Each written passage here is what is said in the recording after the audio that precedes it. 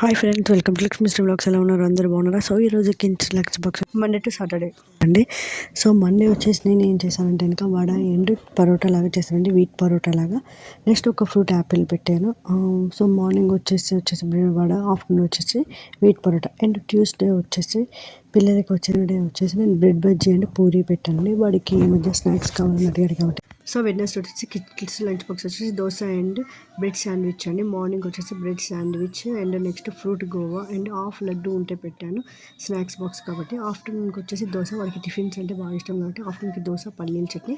ఇక్కడ తినడానికి ఒక హాఫ్ బనానా, ఒక హాఫ్ గోవా, ఒక దోశ ఇచ్చానండి టిఫిన్కి ఇక్కడ స్కూల్లో తినడానికి. నెక్స్ట్ థర్స్డే వచ్చేసి గుంట pongal and dry fruits rice అండి.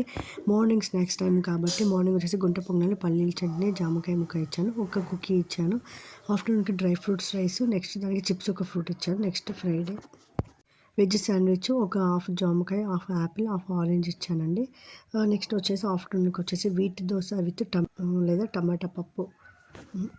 సో ఇది వచ్చేసి మా కిడ్స్ 1 వీక్ లంచ్ బాక్స్ అండి, స్నాక్స్ బాక్స్ అండి.